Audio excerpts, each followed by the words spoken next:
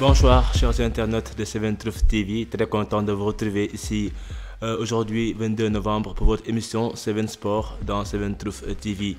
Alors comme toujours on est là pour discuter avec vous, pour parler de sport, de football, de toutes les disciplines sportives, toute l'actualité sportive au niveau national et international avec votre frère Mohamedou Fodé Gassama. Alors aujourd'hui on a un menu très riche à vous présenter. On va parler des championnats européens de football en France, en Angleterre, en Italie, en Espagne et en Allemagne. Il y a beaucoup de choses à dire.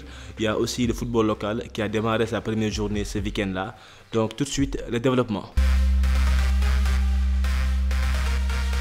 On démarre en Angleterre où on joue la 12e journée et puis voilà, en Angleterre, Manchester United est encore une fois humilié. Cette fois-ci, c'est pas Manchester City, c'est pas Liverpool, mais c'est bel et bien Watford Ismaïla Sarr qui a battu les Red Devils sur le score de 4 buts à 1. Donc Ismaïla Sarr a marqué un but, mais aussi a manqué un penalty.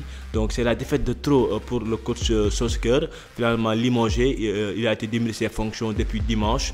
Donc c'est la défaite de trop, comme je viens de le dire. Manchester United est vraiment dans une situation très compliquée, en tout cas sportivement parlant. Liverpool à ce niveau a gagné, de même que Manchester City, comme Tottenham, mais aussi comme Chelsea qui a gagné 3 buts à 0 face à Leicester. On rappelle que Edouard Mendy a fait un grand match, a encore une fois assuré, il n'a pas encaissé de but. Il y a aussi Tottenham, voilà, donc de Antonio Conte qui a gagné Leeds 2 buts à 1. Il y a, comme je l'ai dit, Liverpool qui a battu Arsenal 4 buts à 0 et Sadio Mané, l'enfant de Bambali, a encore une fois marqué face aux Gunners. On peut dire que c'est cette équipe-là qui est sa victime préférée. Sadio marque tout le temps face à Arsenal. Alors, comme je l'ai dit, Manchester United maintenant est dans une crise un peu difficile. Encore une défaite. Cristiano Ronaldo et ses copains doivent redoubler d'efforts pour essayer d'espérer d'arracher une place qualificative pour la Ligue européenne des champions. On sait que Cristiano Ronaldo, normalement, je vais dire, ne va pas rester à Manchester si cette équipe-là n'arrive pas à se qualifier en Champions League. Alors, on va démarrer on va continuer avec la Ligue française où on joue la 14e journée en France et enfin le premier but de Messi. Lionel Messi qui a marqué son premier but avec le Paris Saint-Germain. Donc PSG a fait un grand match, a gagné face à Nantes 3 buts à 1 avec l'exclusion de Keylor Navas, on rappelle cela aussi.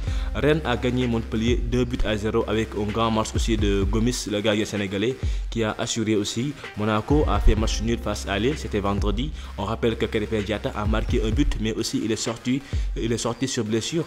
Donc plus de peur que de mal, on est en train de craindre le pire. À quelques semaines de la Coupe d'Afrique des Nations, donc Aliou Cissé est en train de surveiller de près la situation de son jeune milieu de terrain. Lyon aussi a joué contre Marseille, mais le match n'a pas abouti. En tout cas, on a joué que 5 minutes, et après le match s'est interrompu grâce à, on peut dire, des bagarres en tout cas. Donc Dimitri Payet qui reçoit des projectiles qui viennent depuis les tribunes. En tout cas, on sait qu'il y a une rivalité extrême entre Marseille et Lyon, donc c'est le derby olympien. Donc en tout cas, on a joué 2 minutes, 3 minutes et après il y a eu cette action là et au finish le match est arrêté. Donc on va y revenir dans nos prochaines éditions pour voir quelle sera la suite donnée à cela. On rappelle qu'en France, comme je viens de le dire, Messi marque son premier but avec le Paris Saint-Germain. C'est un événement quand même à signaler, mais c'est ça le cas. Alors on va enchaîner du côté du jeu championnat, notamment du côté de la Serie A italienne, oui, en Italie. Donc où Naples et Milan chutent. Oui, Napoli a une défaite, sa première défaite de la saison en Serie A. Naples a perdu, c'était face à l'Inter de Milan, donc un match très amplement disputé. Inter qui bat Naples 3 buts à 2. Kalidou Koulibaly a joué, il a même commis une faute, un penalty. Donc Naples perd pour la première fois, mais Naples reste toujours leader avec 32 points à égalité avec l'AC Milan. L'AC Milan aussi qui a perdu face à la Fiorentina 4 buts à 3 malgré un doublé de Zlatan Ibrahimovic.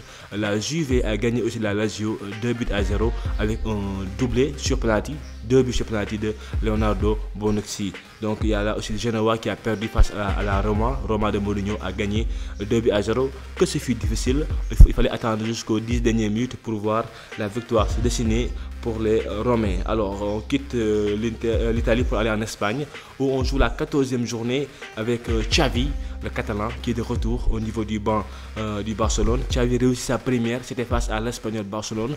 C'était le derby de Barcelone, donc 1 but à 0, un résultat voilà, Positif pour Xavi, une bonne entrée en matière avec un but de dépassage sur penalty. Donc on a senti un peu la patte Xavi avec une possession de ballon stérile, avec des efforts, dès la perte du ballon, cette envie de récupérer la balle, de jouer. En tout cas, Barça gagne 1-0. Donc Barça a fait un pas au niveau de classement. Barça est 6e actuellement.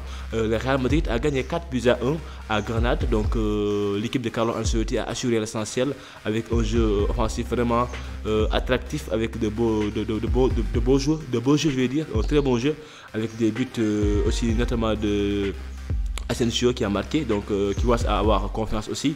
La Real Sociedad a fait match nul face à Valence, 0 but partout, ce qui propulse la Real à la tête du classement en Liga. Donc Real Madrid est premier pour le moment. Donc on rappelle que le championnat espagnol joue sa 14e journée. Alors on va enchaîner du côté de la Bundesliga allemande où on joue la 12e journée.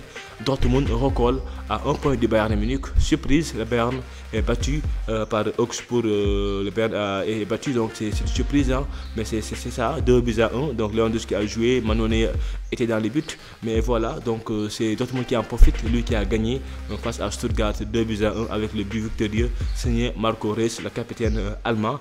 Donc voilà, donc en Allemagne où on joue la 12e journée, voilà les résultats. Alors, ça a été une journée en tout cas magnifique avec des buts, avec voilà, aussi encore une fois la démission, le départ en tout cas du coach Mancunier. Actuellement on parle de Zidane pour remplacer cet entraîneur là, mais c'est rien n'est encore officiel, surtout qu'on sait que c'est un peu compliqué qu'un entraîneur accepte donc de rejoindre une équipe en plein milieu de saison. En tout cas, Zidane est parmi les choix possibles. On parle aussi de Mauricio Pochettino avec le Paris Saint-Germain, mais rien n'est encore sûr. En tout cas, ce qui est sûr, c'est que Michael Carrick va assurer l'intérim en attendant de trouver un successeur. Alors on quitte l'Europe, on revient chez nous ici au Sénégal, donc avec le championnat sénégalais de football qui a démarré depuis ce week-end-là, donc la Ligue 1 sénégalaise, donc avec des affiches vraiment aussi choc. On a vu de très bons matchs, hein. En tout cas il y avait le derby entre Pikine et Guédiawaye qui s'est soldé par un match nul 0 but partout. Il y a aussi pas mal d'autres rendez-vous. On a joué, en tout cas, il y a eu 13 buts lors de cette première journée-là. 13 buts ont été marqués. Génération Foot a gagné Giraffe à Dirbandao 2-0. TFC a gagné, Djambar a gagné, Linguère aussi ont réussi leur entrée en matière. Donc on peut dire que ça a été vraiment une journée fantastique, je vais dire. Donc Pikine Guédiawaye 0 but partout, comme je l'ai dit. US Gorée Seneps ont fait 1 but partout. GF, comme je vais le dire, a gagné Giraffe 2-0. Casa Sport et Dakar Sacré-Cœur ont fait match nul, 1 but partout. Djambar a gagné Ndiambour 3 buts à 0, autant pour moi. Linguère qui fait son retour en Ligue 1 et voilà, a gagné Mbour Petite Côte, l'équipe de président Mbaye Diouf Dia, 2 buts à 0, c'était à Saint-Louis. Donc on peut dire qu'il y a eu 13 buts pour cette première journée-là. Il y a eu du public, surtout le derby de la banlieue de Caroise entre Pikine et Guédiawaye qui se jouait au stade Assane Djigo. Beaucoup de monde, les images vont même en témoigner, beaucoup de monde. Il y a eu des spectacles, de l'ambiance, du fair play. Et vraiment, on a noté que le stade était plein à craquer à 30 minutes du coup d'envoi. La presse était présente, il y avait beaucoup de monde. Seulement, il manquait des buts pour rendre cette fête-là exceptionnelle. Mais bon, voilà, c'était la première journée. La Ligue sénégalaise de football professionnel a peut-être réussi son pari d'organisation. En tout cas, pour au début, on a tous admiré cette journée-là avec des buts, avec des spectacles et une bonne organisation. Donc, on rappelle que pour le moment, le meilleur buteur, c'est Ngagne Fall qui a mis un doublé avec Génération Foot et Paul Valère Basset aussi qui a mis aussi un double avec Teungueth FC. Donc pour le moment ils sont à la tête du classement.